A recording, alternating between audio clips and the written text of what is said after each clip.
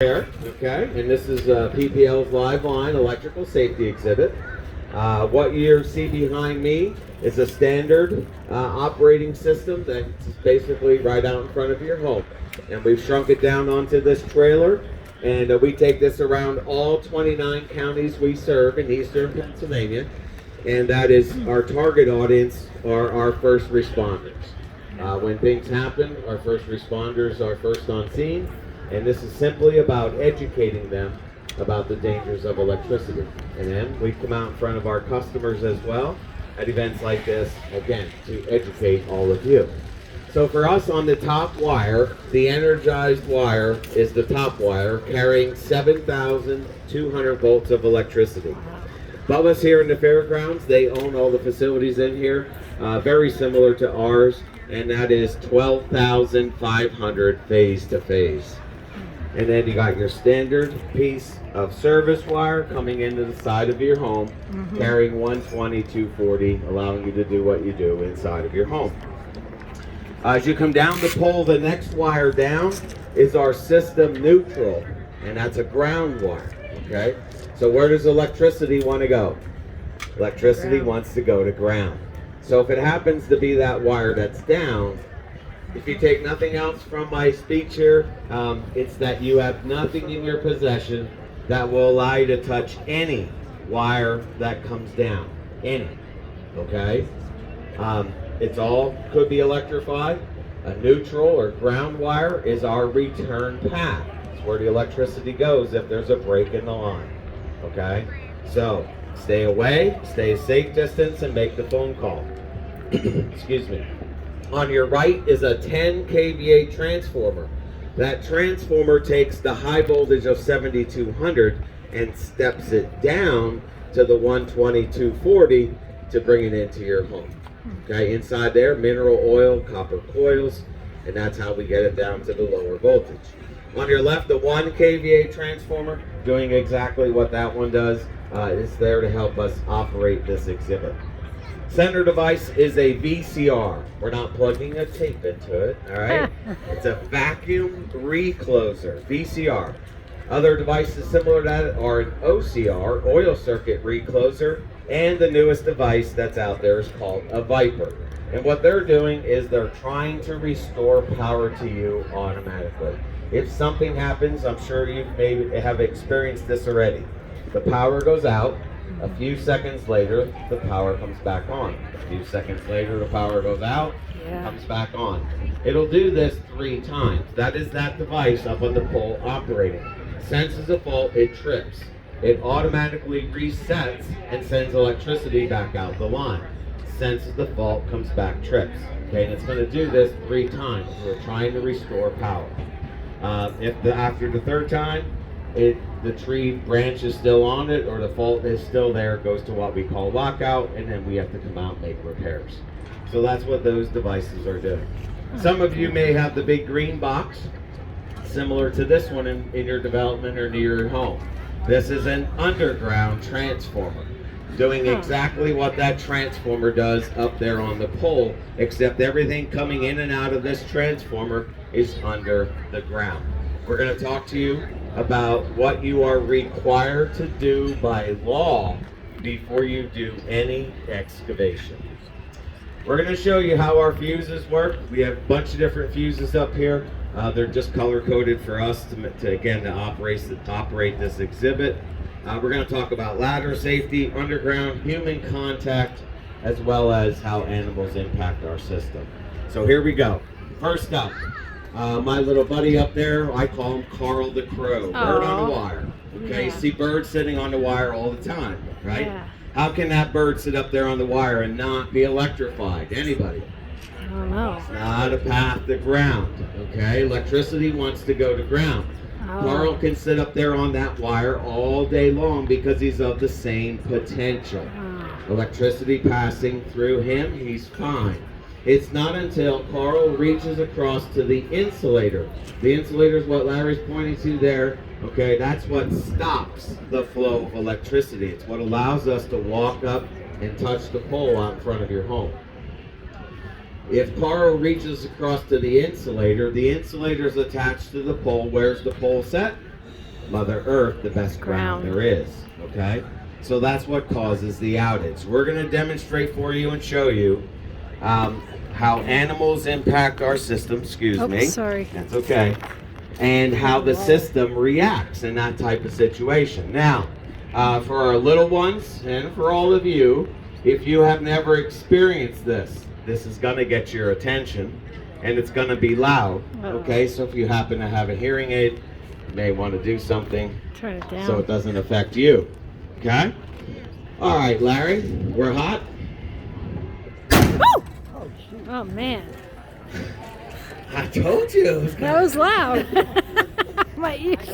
You did warn us. Yeah, wow. You Oh. all jumped even after I told you. Okay. Now, if you do something in your home with a receptacle that you're not supposed to do, what happens? Right? You trip a breaker down in your panel box. So out on our system, if you've ever heard a loud bang, storms coming in from the west and you get that blue flash in the sky. Inside of this throttle is what we call a fuse link, okay?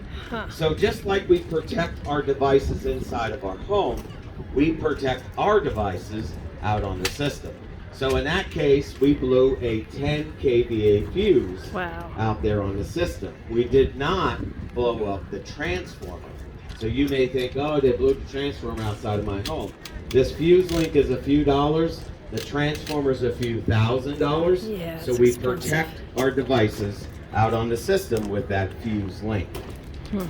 Small amount of electricity it actually takes to injure us or possibly kill us, plain and simple. Any qualified electrical workers during the day? Nobody. Okay? Be honest with me, how many of you have changed the receptacle in your home? None of you are qualified, right? Okay. We've all done it, right? If you changed the receptacle in your home, how many of you did it hot? You didn't want to walk uphill both ways through the broken glass and the snow like our grandparents used to say, right? If you did it hot, how many of you got buzz wrapped and or shocked? There's always one or two. Okay, thank you for being honest. Now, this is what we can tell you, folks. Today, if you read about it, it's not these facilities that are taking lives today. It's household current, okay, that is taking lives today. If you were, let's say, changing a receptacle in your dining room, okay, is there much load on a dining room receptacle? There might be a little bulb in the window, right? And generally, a dining room would be controlled by, let's say, a 15 amp breaker down in your panel box.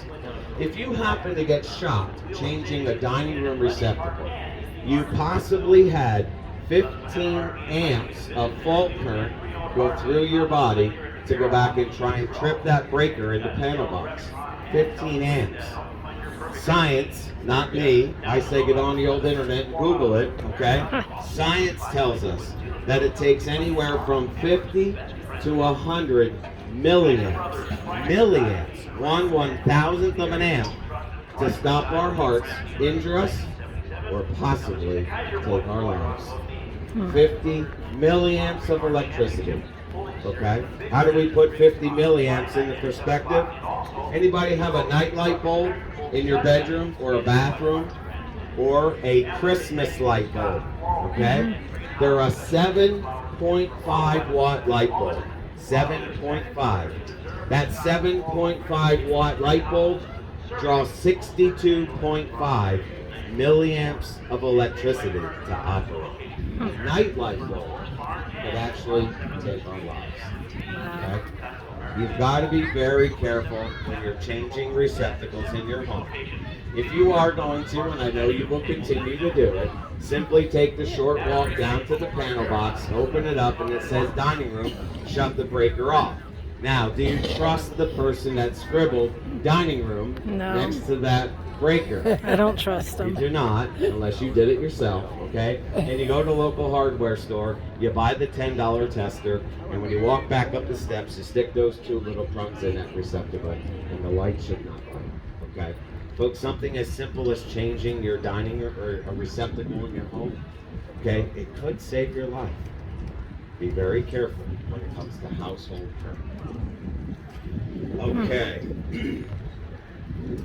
You're going to notice something here at the Bloom Fair over the past several years, that there are no balloon vendors.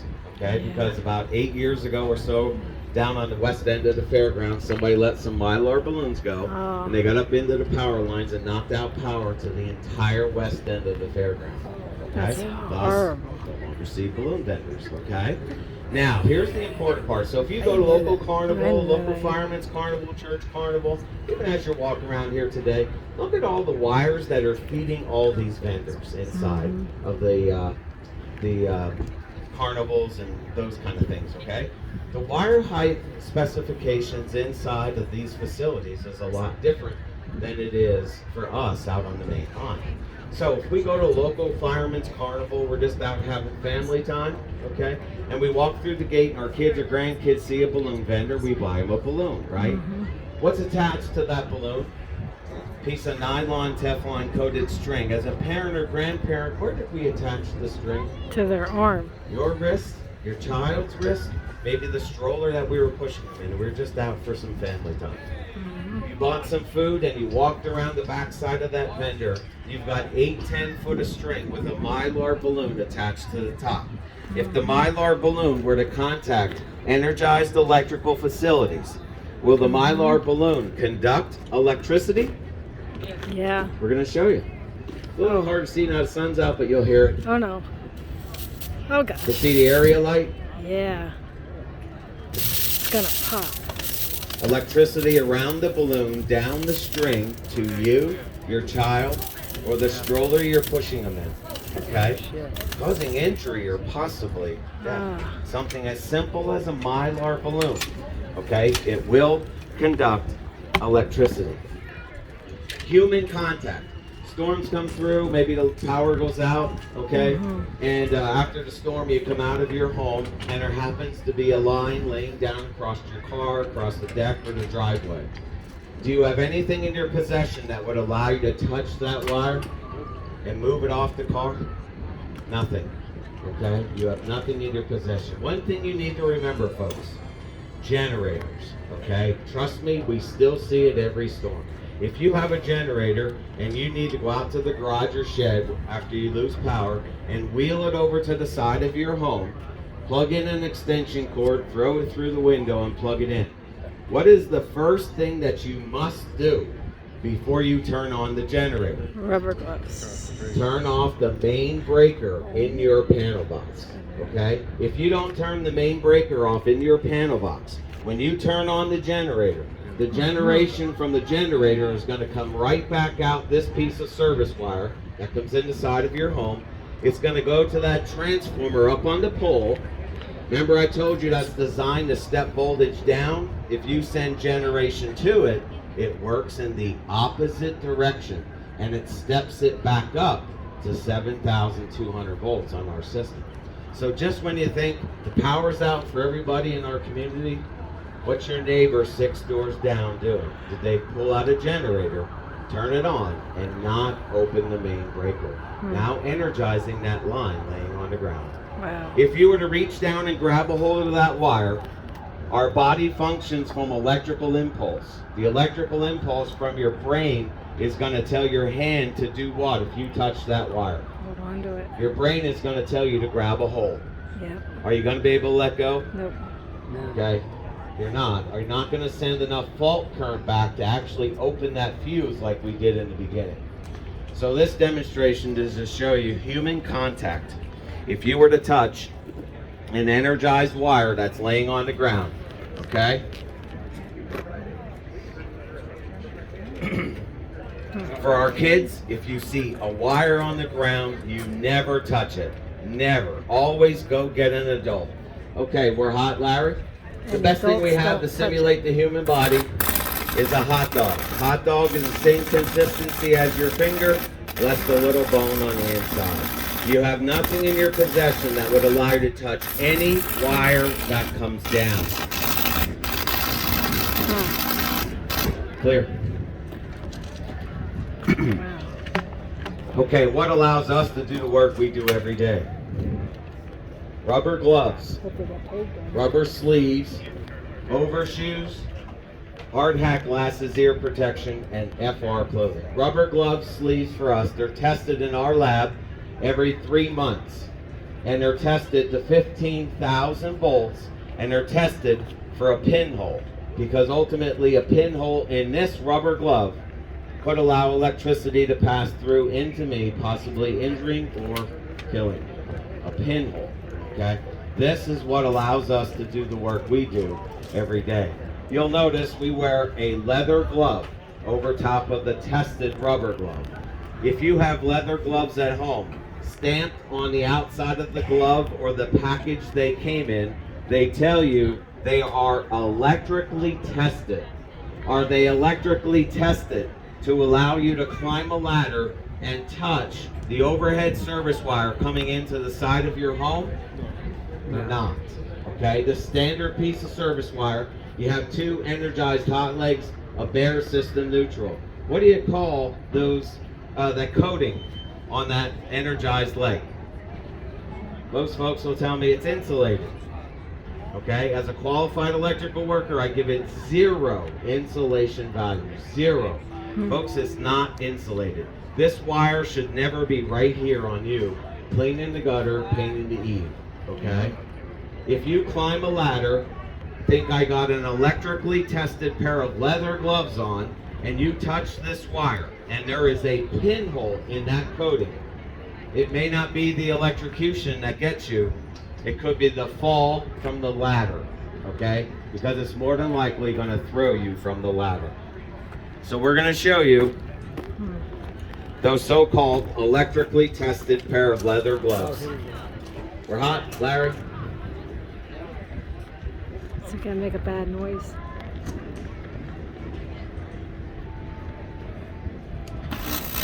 Oh, hot glove.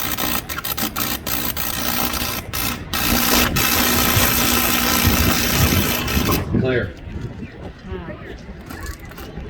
Wow. Okay. Ladders, wood, aluminum, and fiberglass. Okay, wood conduct electricity? Wood will. Alrighty. How about a tree? Will a tree conduct electricity? Yeah. What's in a tree? Water, sap. Okay, electricity coming down that tree, going to ground. Okay, should you try to cut that tree or push that tree off the line just because the power's out at your home? Nope. Absolutely not. Every step you take, you're putting your life in jeopardy. We're going to talk about electricity going to ground and ground gradients in a second. Okay, so wood will conduct. Aluminum, pretty obvious, right? Is the aluminum ladder going to conduct? Absolutely. How about a fiberglass ladder? Will a fiberglass ladder conduct electricity? It will. This is why. When you buy the fiberglass ladder, on the side of it, it says electrically tested. When you bought it at the hardware store, how did you get it home? Put it in the back of your pickup truck. Took it home. Where do you store it? Garage or shed. Took it out of the garage or shed. Brought it out, stood it up against the side of the home. Took it back into the garage or shed. Put it in the back of the pickup truck. Drove it to your son or daughter's place or your parents' house. In all those moves, is there a chance the fiberglass ladder could become gouged, grooved, or dirty? Yep. If so, that fiberglass ladder will conduct electricity. We use a fiberglass stick to do the work we do every day. Our stick is cleaned every time before we use it. We store it properly, and our stick is tested to 15,000 volts. And when we're using our fiberglass stick, we're wearing our PPE to use it. Okay? OSHA tells you as a non-qualified electrical worker, you need to maintain 10 feet to all of our electrical facilities, not including that service wire coming into the side of your home. Right side, a little harder to see when the sun's out. Can hear it? Yeah. Yeah. Yeah. It's electricity though, right? Do you run in to try to help your husband or wife that's on the ladder? Clear.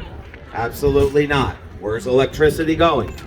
Electricity is coming down that ladder To the right in the ground. ground. Again, creating ground gradients that we're going to talk about in just a second. Next up, underground. It's my main job for the company. I'm responsible to make sure our contractors and our homeowners dial a very important number before you do any excavation at home. Okay? If you are going to plant a tree, put in a fence, put in a pool, stump grind, saw cut the concrete out in front of your home, the law requires you to dial what number before you do any excavation? PPN.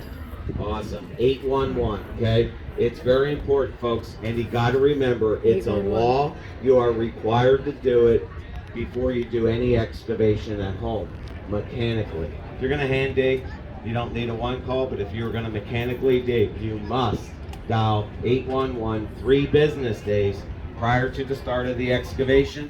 That ticket comes to us as a facility owner. We're going to come out, and for electric, we're going to put red paint on the ground to identify the underground electric. Red is electric, yellow is gas. The two most important things you want to know where they are before you do any excavation. Blue is water, orange is communication, and green is sewer. You don't want to hit it, okay? So, That would be it's bad. very important that you make that call. In Pennsylvania, you are not allowed to dig anywhere within 18 inches either side of the paint or hot that is put down. You cannot mechanically dig anywhere within 18 inches of the paint that is put down. Wooden handled shovel, fiberglass handled shovel, do anything for you? Do nothing for you. The only thing allowing Larry to do this is his PPE. Clear.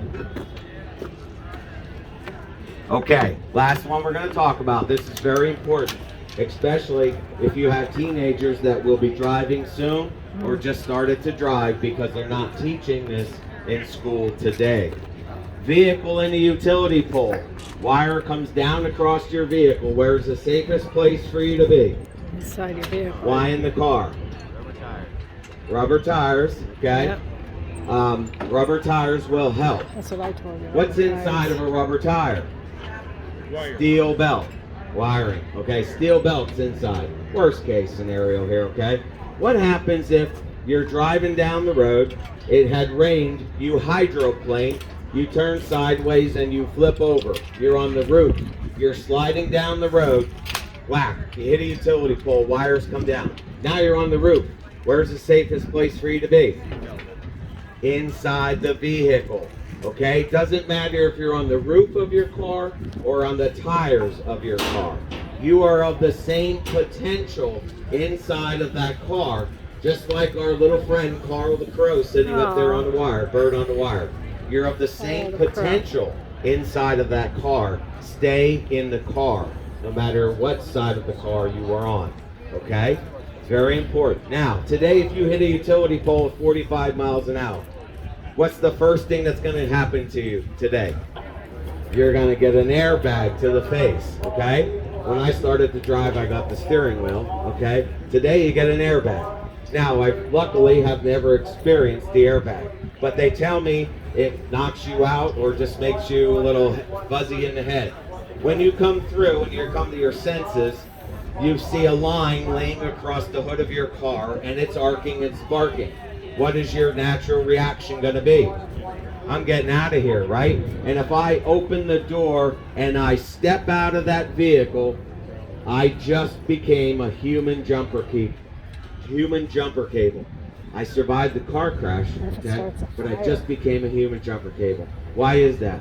Remember that electricity coming down the tree, the electricity coming down that ladder, right? The electricity going through the car or for a wire laying on the ground. It creates what are called ground gradients. And the best way I can explain a ground gradient is, did you ever pick up a rock and throw it in the pond? If you did, what happened when the rock hit the pond? Splash. You get ripples in the water, okay, rings if you will. Electricity entering the ground is doing the same thing. It's creating rings. You can't see them, can't smell them, can't taste them. Trust me, they're there. If you were to open the door and step out, this foot is in one ring, this foot in the vehicle is in a second ring. Electricity comes up this leg through you to go out the other side, okay? Stay in the vehicle. Now, when your first responder gets there, can they get out of that apparatus to help you? They cannot. They have nothing in their possession that will allow them to get out of that apparatus to assist you. They're going to communicate to you from apparatus to vehicle, try to keep you as calm as possible, and then they're going to back up a safe distance, making the phone call to the utility to get the power shut off. Now, while you're waiting for the power to get shut off, is there a chance your vehicle could catch fire? Wires heating up, Yeah. fuel, gas in that vehicle. If the vehicle Good question. catches fire, can you get out of that vehicle safely? No. You can. This is what you need to do, and it's not easy, okay? First, you got to get yourself to a door that you can safely open. That might be the back seat, Yeah. right? Depending on where the wire is. Get to a door you can open the door, do not step out. Use the door that you just opened and the side of the car. You're of the same potential, okay? Use the door side of the car, pull yourself up onto the door jamb of your vehicle, okay? Try it tonight when you get home or tomorrow. It's not as easy as it sounds, and you just didn't have an airbag to the face, okay? So, get yourself up onto the door jamb. If you're able to, I tell you to cross your hands across your chest, and there's a reason for it. Now, we need to make a small jump out of this vehicle. When you land, you need to land with your feet together or about shoulder width apart. The main thing you need to do is you need to maintain your balance. Okay, that's what's critical. Small jump out of the vehicle. I'm dead. Okay, about shoulder width apart. We're going. Now, from the accident you were just in, you have a bad knee. Okay, and your knee buckles on you. Oh, What's your God. body's natural reaction? What do you want to do? Fall. I want to stop my fall. If I reach to the ground in front of me, my hands are in one ring, my feet are in the other. I complete the circuit. Okay? What did I just open? The door. If I reach for the door, boom, I complete the circuit. Okay? That's why I say to put your hands across your chest to try to take away that one of wanting to reach for something if you lose your balance. Okay. Now you get out of the vehicle safely. Can you run? Absolutely not. As soon as you take that first step, boom. Get set. Okay? 2 feet, 2 different rings. So they tell us we can do 2 things. We can bunny hop. If you're able to bunny hop 2 feet together and just hop away, do it. Okay? This is what I think is going to be a little better for us. Shuffling our feet, heel to toe, heel to toe. Never lift your feet I could do off that. the ground. Heel to toe, heel to toe, heel to toe. Never lift your feet off the ground. Again, try it sometime when you're away from a big crowd like this, okay? It's not as easy as it looks. For our women in high heels, I've never had them on, but I can't think that would be easy. You may have to take them off and do this barefoot, okay? Let's say you're on the side of a road, on the berm of the road, trying to shuffle your feet. Different types of situations. Heel to toe, shuffling away. Don't get yourself overextended, because if you have a bad leg, are you going to be able to drag this foot forward without lifting it off the ground? No. If you lift it off the ground and do this, You're dead. boom. Okay? Shuffling our feet, heel to toe. Now, the all-important question, how far do you need to shuffle? If you hit this utility pole right here, okay, I'd like you to shuffle to the next utility pole. In the field, That's a lot of 100, shuffling. 125, 150 feet before you take the first step. And why do we say that far? Remember when I asked you if you threw a rock in the pond? If you did, how far did those ripples extend? Pretty far. How big was the rock you picked up and threw? What was the condition of the water that day? Today, how much water's in the ground? What's the soil type? All different factors. I can't tell you. I can't tell you how far those rings are going to extend. Best place for you to be is in the vehicle. Don't exit the vehicle unless you absolutely have to. Folks, can't thank you enough for sticking with us here today. Hopefully you took a little something from our message. Okay? Enjoy yourself. here at the Bloomsburg Fair, and stay safe. Take care.